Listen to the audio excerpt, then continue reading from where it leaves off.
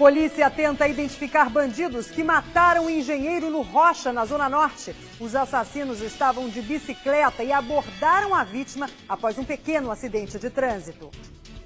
E ainda um caso misterioso envolvendo um policial da UPP da Fazendinha no Complexo do Alemão.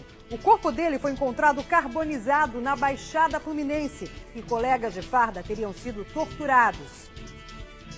E veja também mais uma mudança no quadro político. Quem traz as informações é o Daniel Penafirme, ao vivo. Daniel.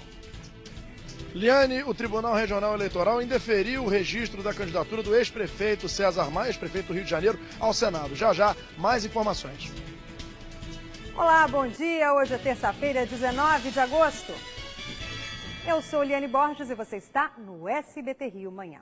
E antes de começar as notícias, deixa eu dar um recadinho. É porque tem muito motivo para comemorar, né? E você quer o seu motivo para comemorar? Então se liga no Rio de Prêmios dessa semana. Vai ser demais. Olha só, no primeiro prêmio tem 300 mil reais. São 300 mil reais para você fazer a festa. E ainda tem mais. Tem casa no valor de 100 mil reais. Tem carro 0 quilômetro completo, mais 5 mil reais. Tem salário de 3 mil reais por mês durante um ano. Tem uma super reforma no valor de 25 mil reais. Tem viagem no valor de 20 mil reais e tem mais 10 prêmios de 5 mil reais. São muitos prêmios para você tentar a sorte. Gostou? Então não deixe de comprar o seu. O Rio de Prêmios não acumula e só sai aqui para o estado do Rio. E todo mundo conhece alguém que já ganhou. Então vem geral comprar. Rio de Prêmios, uma vida melhor, pertinho de você. Um produto Loterge.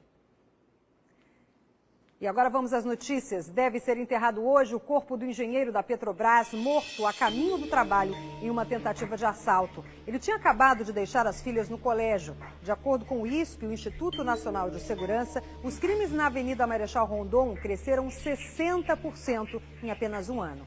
Cláudia Ramos. A imagem feita de um celular mostra o corpo do engenheiro dentro do carro.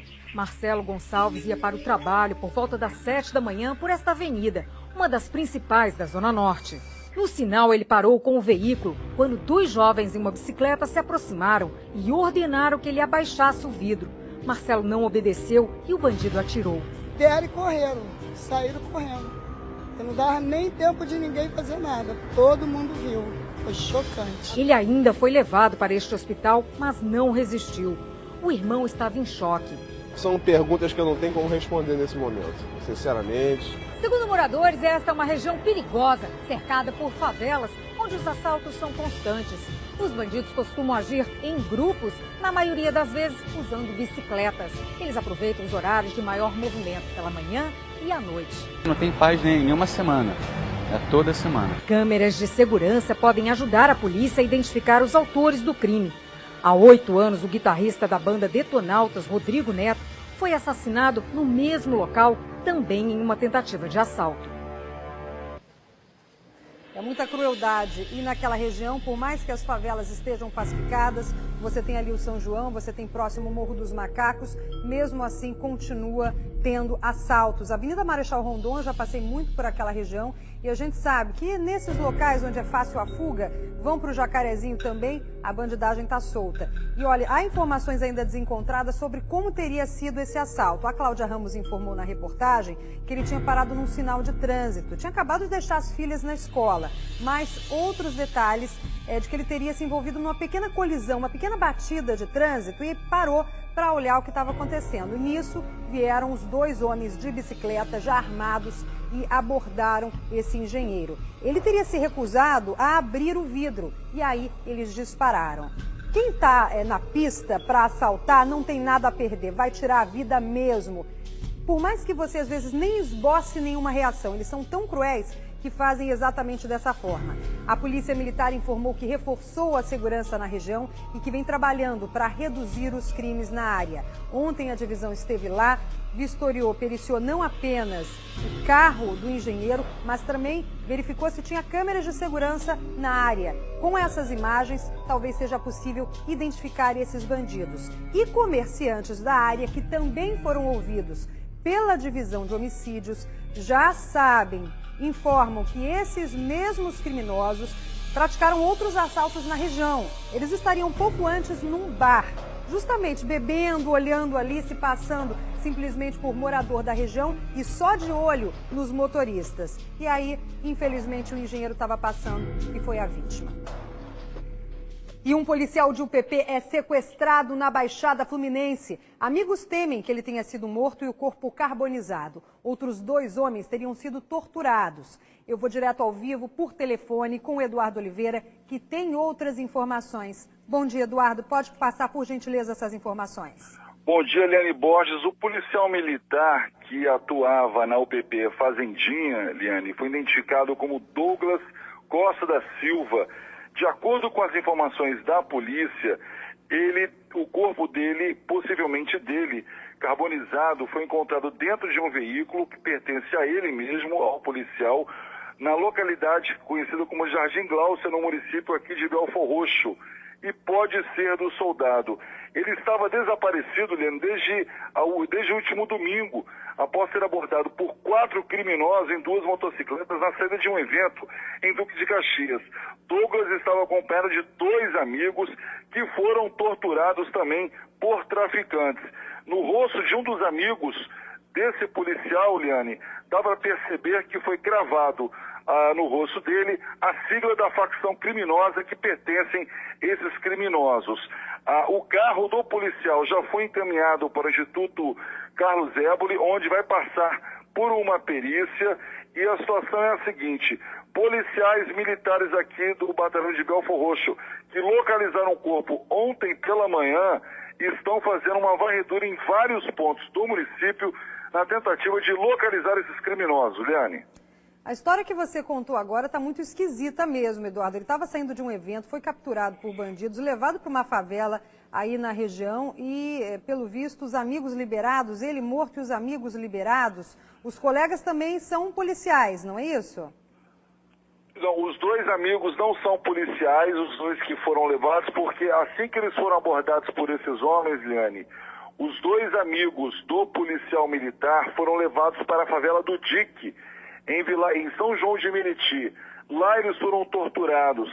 O corpo, possivelmente do policial militar, que foi encontrado dentro do carro dele, estava em Belfor Roxo, ou seja, os 2 foram para a favela do Dique e o policial militar trazido aqui para Belfor Roxo, onde foi queimado, torturado e queimado. E o corpo dele foi localizado ontem pela manhã por policiais aqui do batalhão de Belfor Roxo, Liane. Entendi. Então, a princípio, a polícia deve investigar a hipótese dele ter sido identificado como policial militar e executado. Os 2 colegas liberados em seguida. De qualquer maneira, até para a identificação dele agora vai precisar de um exame de DNA. A gente viu nas imagens o carro carbonizado, talvez somente pela arcada dentária nessas ocasiões é que se consegue saber se realmente a vítima é quem diz ser, né? É o carro dele, provavelmente é ele mesmo.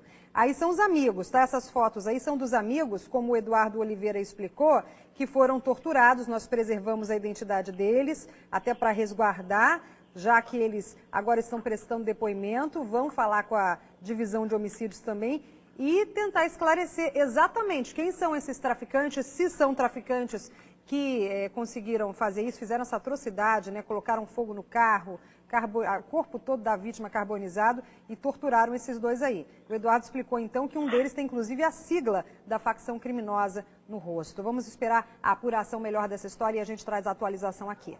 Obrigada, Eduardo.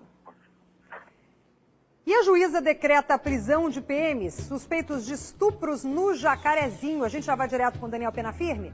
Eu vou com o Daniel, que tem outras informações. Diga, Daniel, bom dia. Muito bom dia, Eliane. O Ministério Público fez a denúncia ontem pela manhã e pela tarde a Justiça aceitou essa denúncia do Ministério Público e decretou a prisão desses 3 policiais. São eles os policiais militares Gabriel Machado Mantuano, de 21 anos, Anderson Farias da Silva, de 33, e Renato Ferreira Leite, de 32 anos. Esse trio é lotado na unidade de polícia pacificadora lá da comunidade do Jacarezinho. Eles são acusados de estuprar uma mulher. Além disso, a auditoria da Justiça Militar marcou para a próxima quinta-feira o interrogatório dos 3 aí no processo que os 3 respondem. Porque além do processo criminal, né, além da questão criminal, eles também respondem ao processo administrativo lá na Polícia Militar e podem até mesmo ser expulsos da corporação, Liane. Tá certo, Daniel. Relembra só para a gente saber o caso. São 3 vítimas que prestaram depoimento logo na época do episódio. Eles já foram levados para a delegacia e foram direto para o presídio. Mas há indícios fortes da participação deles, não é isso? É verdade, o caso teria acontecido no último dia 5. 3 mulheres procuraram a polícia e denunciaram que esses policiais teriam cometido estupro, atos libidinosos com elas, né? E a denúncia foi apurada e agora culminou aí na prisão, na decretação da prisão dos 3 por parte da Justiça, e nesse processo administrativo, cujo interrogatório é na próxima quinta-feira. Os policiais podem até mesmo perder a farda. Ok, Daniel, obrigada. Até material semelhante a sêmen foi periciado lá na casa onde as moças dizem que foram estupradas. E o batalhão de ações com cães encontraram o labrador Jack. O labrador tinha desaparecido na última sexta-feira na região de Angra dos Reis. 4 equipes vasculharam toda a área e a polícia temia que Jack tivesse sido sequestrado por traficantes da localidade. No muro de uma casa na comunidade estava escrito: "Seu cachorro está no beco". Uma moradora do morro Glória 2 encontrou o labrador e levou o cachorro até o destacamento de policiamento ostensivo. Jack se perdeu durante uma operação de combate ao tráfico na comunidade da Sapinhatuba. O cão foi treinado para farejar armas e drogas, fez curso de rapel e participou até da ocupação do Complexo da Maré, isso mesmo. Além da perda de um profissional também, porque esses cãezinhos, eles ajudam muito a polícia. É a questão humana, né? Porque os policiais sentem muito quando um amigo, né? É o melhor amigo do homem mesmo, olha que fofo, ali com os policiais. Então eles estavam à caça desse cãozinho. Não se sabe exatamente quem levou, fato é que ele felizmente foi encontrado. E mais uma noite de tiroteio entre traficantes e policiais no Complexo do Alemão. Um cinegrafista amador registrou imagens do momento em que tudo aconteceu. Roda. As rajadas de tiros eram ouvidas de diversos pontos do Complexo do Alemão. Foram mais de 20 minutos de intenso tiroteio. Assustados, moradores relataram em um microblog sobre o clima de tensão na região. Um homem diz que a mulher teve que dormir na casa da irmã porque não conseguiu voltar para casa. O confronto começou depois das 10 horas da noite, após um patrulhamento dos agentes da UPP Nova Brasília, que hoje conta com efetivo de mais de 150 homens. Apesar do reforço no policiamento, os criminosos não se intimidam e tentam retomar o território. Na tarde de segunda-feira também houve registro de tiros. Agora, a Avenida Itaoca está assim, completamente vazia. Na semana passada, no Complexo da Penha, conjunto de favelas vizinho ao Alemão, PMs da UPP Parque Proletário foram atacados por bandidos na localidade conhecida como Periquito. Durante a troca de tiros, o traficante Maico Andrade Matos, o Maiquinho, de 18 anos, foi baleado e morreu no Hospital Getúlio Vargas, na Penha. O comércio na Vila Cruzeiro chegou a ser fechado por ordem dos criminosos. A guerra na região parece não ter fim.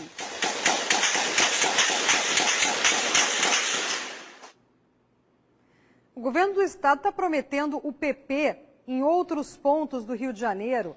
Pensando já, caso reeleito, o governador Pezão disse que pretende estender, falou ali da Maré, mas tem que pensar nessas também que estão críticas, como o Complexo do Alemão. Independentemente de quem seja o próximo governador do estado do Rio de Janeiro, a questão da segurança tem que ser uma prioridade, porque é isso que o povo quer, é isso que o povo precisa. E o governo do estado do Rio dobrou o tempo de vida útil dos ônibus intermunicipais. Vamos com mais informações novamente com o Daniel Penafirme. Ô Daniel, então quer dizer que esses ônibus que estão rodando vão ficar mais tempo nas ruas, é isso? Vão ficar mais tempo nas ruas e, consequentemente, mais velhos, né, Eliane? Essa medida aí do governo do estado já foi publicada no Diário Oficial. O governo do estado dobrou o tempo de vida útil dos ônibus municipais. Por uma portaria que estava em vigor desde 2009, essa portaria determinava que a partir do dia 30 de junho desse ano, todos os coletivos que circulam entre os municípios do Grande Rio deveriam ter a idade máxima de 5 anos. Mas agora, com essa mudança, o limite passa a ser 10 anos, desde que se tenha o certificado de segurança do Inmetro a partir dos 7 anos de uso. O motivo desta decisão das autoridades foi a demora da licitação do sistema de transporte. Com isso, o governo entendeu que não seria justo obrigar as empresas a trocar de ônibus agora, se a licitação ainda não foi feita, se a empresa ainda não sabe se ela vai continuar operando aquela linha. Portanto, estendeu aí o tempo de vida útil dos ônibus de 5 para 10 anos. Agora, que é uma medida polêmica, né, Leandro? O que a gente mais vê aí é ônibus quebrado, ônibus depredado, ônibus rodando com pneu careca. Resta saber se essa medida não vai potencializar esse problema que já existe. Cabe ao Detro, portanto, fiscalizar, né? Era o que eu ia falar, Daniel. Eu quero justamente ver quem é que vai ter. Não, fique à vontade. Você tem todo o poder, justamente você está fazendo a matéria, você tem mais é que falar mesmo. Aliás, uma das características do jornalismo do SBT é essa. A gente pode falar. Graças a Deus a gente tem essa liberdade aqui. E critica, claro, porque as pessoas já reclamam do sucateamento dos ônibus. Imagina. Eu quero saber também se o Detro vai fiscalizar, se vai ver o selinho, não consegue nem os que já estão rodando por aí, van, ônibus, Kombi e tudo mais. Vamos ver, com 10 anos, um veículo, se você tem seu veículo de passeio, sabe que precisa de manutenção. Muitos já estão rodando aí, você paga caro também no IPVA. Agora, e os ônibus, será que pagam tudo isso? Obrigada, Daniel. Um vídeo mostra um flagrante de assalto na Baixada Fluminense. 2 menores roubam um carro estacionado numa rua em Nova Iguaçu. Pode rodar. A cena é rápida. Repare no rapaz de boné vermelho andando pela rua. Ele disfarça e passa direto pelo carro das vítimas. O casal parece tirar alguma coisa do banco de trás do veículo, enquanto um segundo assaltante, que parece ser menor de idade, chega armado. Sem reagir, o casal sai do automóvel e o assaltante manda que os dois fiquem próximo ao portão de uma casa. O comparsa dele volta, em seguida, o segundo assaltante entra no carro e os bandidos fogem com o veículo. Mais uma vez as câmeras de segurança flagraram e vão flagrar muito mais. Cada vez mais se instala esses equipamentos para tentar prevenir a bandidagem. Só que o que a gente consegue é só mostrar o depois, porque eles não temem mais câmeras de segurança nas ruas, nas casas. A realidade é essa, né? Eles vão lá, assaltam e aí depois fica a cargo da polícia identificar ou não. Na maior parte das vezes são quadrilhas reincidentes nesse tipo de crime que continuam por aí fazendo a festa. Você lembra daquele casal de adolescentes que estava desaparecido há mais de 20 dias? A gente noticiou aqui, os pais estavam desesperados. Pois é, o casal de Pombinhos voltou para casa na Baixada Fluminense. Os pais agora, mais aliviados com o retorno dos filhos, não sei se eles levaram um puxão de orelha, mas esses dois jovens conversaram com a nossa equipe e contaram tudo o que passaram nas ruas. Mônica Chagas. A gente não quer servir de exemplo para ninguém. Ao lado de Luan Tancredo, de 15 anos, Letícia Ordones, de 17, diz estar arrependida de ter fugido com o namorado.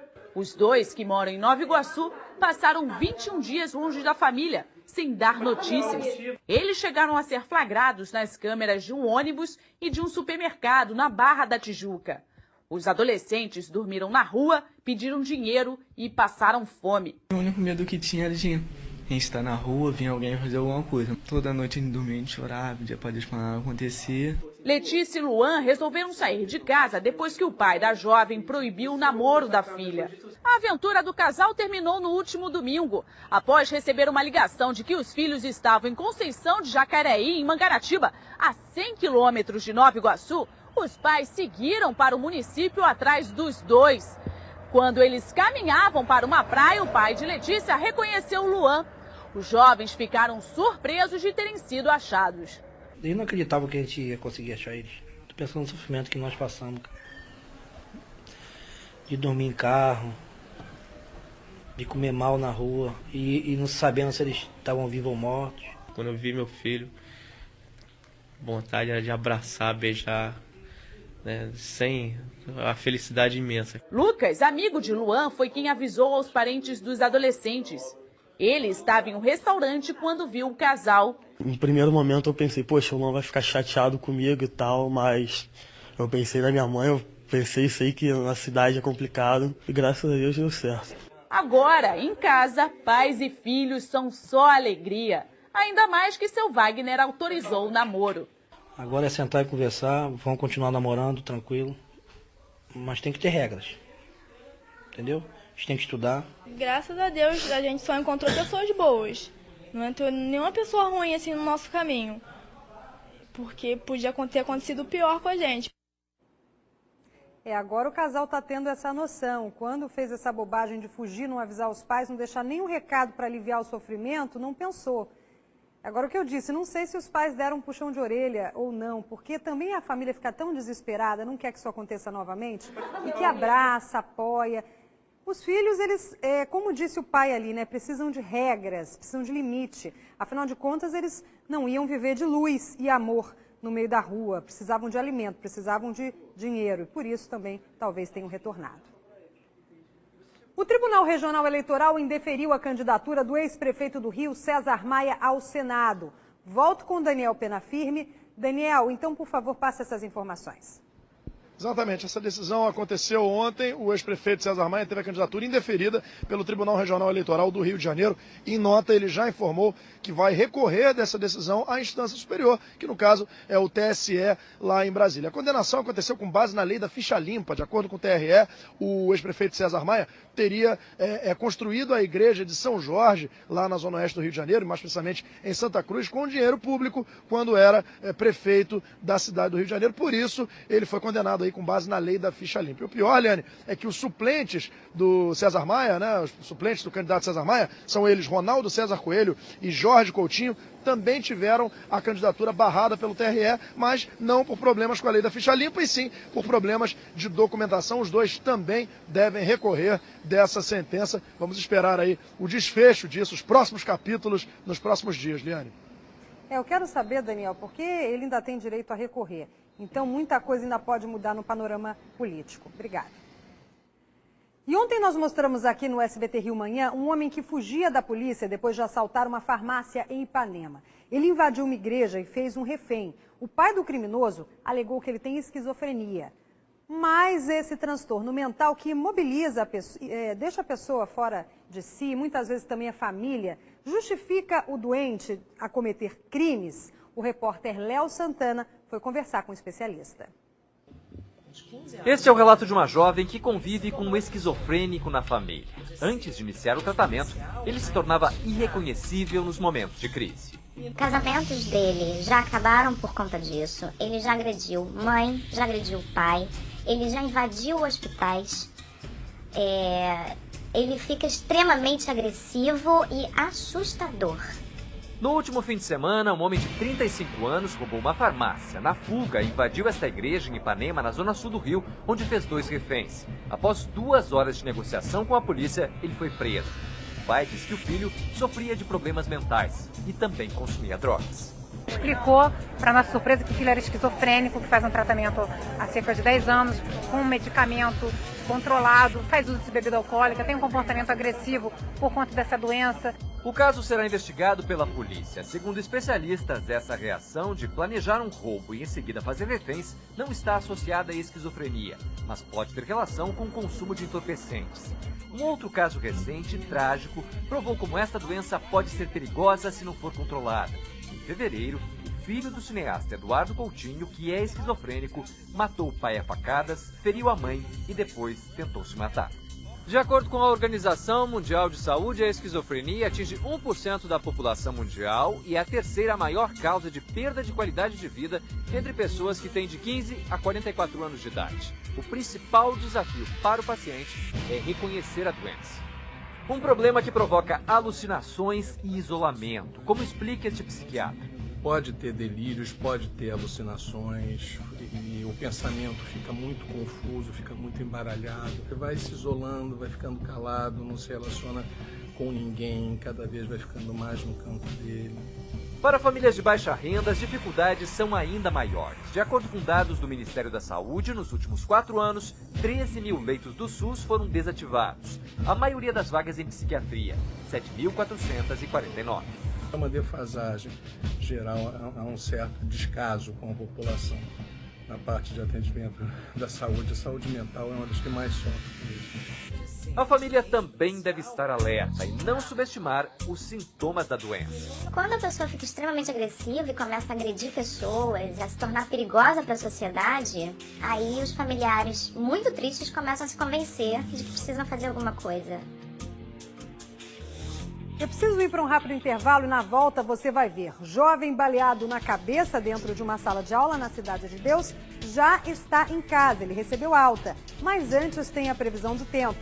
Com ele, Daniel Penafirme. Daniel, vamos à tradicional pergunta, eu vim com a roupa certa hoje? Claro que veio, Eliane Borges. Hoje você está com blusinha de manga e faz muito bem, porque está meio frio, temperatura aqui na casa dos 22 graus no momento. Vamos mostrar o céu sobre a Quinta da Boa Vista. Olha lá, céu nublado. E a previsão para hoje é de céu nublado a parcialmente nublado, mas não há previsão de chuva. A temperatura deve oscilar entre a mínima de 17 e a máxima de 27 graus. Pôr do sol às 17 horas e 38 minutos. Depois disso, fica tudo no escurinho, e no escurinho é mais gostoso. Vamos para um rápido intervalo, já voltamos com outras notícias aqui no SBT Rio Manhã. Já notou que quando você deseja muito uma coisa, repara nos mínimos detalhes? O corte do vestido que fica perfeito no seu corpo, o consumo e a capacidade da geladeira para sua cozinha, cada função da TV que você sonha. Mas uma coisa, talvez você não repare, e tá bem ali, no seu extrato. Você tem crédito disponível no Banco do Brasil. É só consultar o extrato que o valor tá lá, para você usar como quiser. Precisou? Tá na mão. Banco do Brasil. Bom para todos. Chegou a hora de conhecer o produto que pode mudar a sua vida. É a nova Telecena de Independência. Com ela, mais de 50 mil pessoas vão ganhar e você pode ser um deles. No Raspe Aqui são prêmios de 7 até 100 mil reais. O Brasil todo vai ganhar. Compre logo a sua. A matéria-prima do meu trabalho é o Brasil, o povo brasileiro. Eu canto a nação que pulsa nas minhas veias e tenho certeza que você é assim também. Onde quer que você esteja, é o Brasil que fala mais alto no seu coração. Por isso, nessas eleições, não deixe de votar. Não importa onde você esteja, decida o destino da nação e dá ritmo à sua vida. Participe do maior show de democracia do nosso país. Eu sou um brasileiro e mando um beijo pra você. Vem pra urna. Você é um playboy com poderes extraordinários. Você entra em uma festa na cobertura. Eis o que poderia acontecer. Você usa sua visão de raio-x. 1 segundo a mais. Você não precisa de sua visão de raio-x. E você não está usando roupa de banho.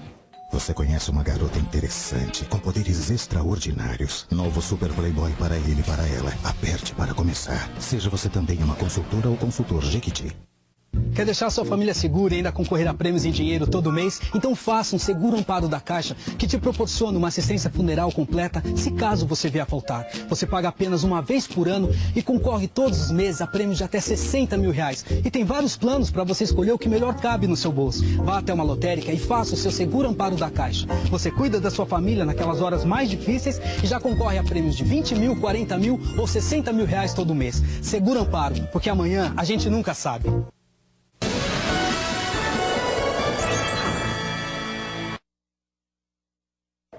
Olá, um bom dia. Começa com o Café Evoluto e hoje vai ser ainda melhor porque eu vou conversar com o Mário Panhota, que é gerente da divisão comercial da Cochupé, a maior cooperativa de café do mundo, que está conquistando o mercado do Rio de Janeiro.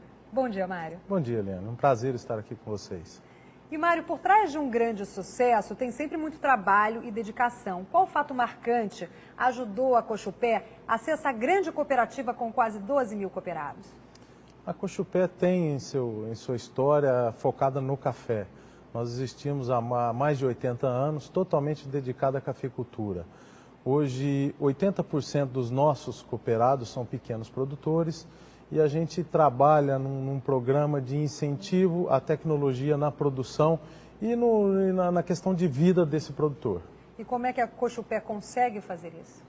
Nós temos vários programas de apoio a esse produtor, ao trabalhador rural, através de associações estaduais ou municipais, e a gente leva educação a esse cooperado, visando uma melhor qualidade de vida. E todas essas ações acabam refletindo no final em benefício ao próprio consumidor, correto? Com certeza, a gente procura produzir um café socialmente e ambientalmente correto, aplicando todas as práticas de conduções, das lavouras, descartes de lixo, embalagens, descarte de produtos não utilizados, tratamento de água. Isso tudo reverte no produto final ao consumidor. Um café muito bem preparado, com total qualidade, com assinatura da Cochupé. É verdade. Muito obrigada, Mário, pela visita. Eu que agradeço. Obrigado. E da próxima vez, escolha o café Evoluto, o café que é cultivado e preparado por gente experiente e qualificada. É bem melhor. Pede Evoluto. E agora uma outra boa notícia: o adolescente que foi baleado na cabeça dentro de sala de aula na Cidade de Deus na semana passada já está em casa. O Tiago Batista da Silva está feliz da vida ao lado da família. O menino estava internado no hospital Miguel Couto e recebeu alta ontem à tarde. Tiago, de 15 anos, estava na escola municipal Alberto Rangel, na Cidade de Deus, quando foi atingido por uma bala na cabeça. Quer ser jogador de futebol? Melhor que o Neymar, disse ele, viu? Olha, volta para mim aqui, a gente tem as câmeras da 7 Rio. Vamos direto com o trânsito para quem está saindo de casa, daqui a pouquinho vai trabalhar. A gente já tem aí a linha vermelha na altura do Caju. O trânsito segue tranquilo, sem retenção nessa manhã de terça-feira. Agora são 7 horas e 29 minutos. Aí a linha vermelha, mas na altura da linha amarela. Nesse trecho já está um pouquinho mais lento o trânsito. A Avenida Brasil apresenta piores condições na altura de Benfica. A gente percebe que o trânsito é bem lento para o horário. 7 horas e 29 minutos, ainda não virou o relógio, daqui a pouquinho são 7h30, você já vai ter que ir para trabalhar. Aí a altura de Manguinhos, também muito fluxo de veículos, ônibus, carros, todo mundo indo direto para a rua. E olha, antes de encerrar o jornal, quero dar um recado para um amigo muito especial, comentarista e colega da equipe toda, que é o Dr. Carlos Augusto Nogueira. Pode subir o som, Adriano? Pois é, a gente preparou uma homenagem com fotos que nós tiramos ao longo do tempo em que você está conosco aqui. Toda a equipe do SBT Rio Manhã e o SBT Rio te desejam um feliz aniversário com muita saúde, com muita paz, com muita alegria, dinheiro no bolso. E agradecemos pela sua amizade, claro, pelo incentivo, pela sua energia positiva. Sempre que vem aqui para o SBT, sempre dando dicas, eu aprendo muito contigo, Carlos. Muito obrigado mesmo. E sucesso sempre na sua vida, na sua trajetória profissional. E a gente fica por aqui. Um ótimo dia a todos. Tchau, tchau.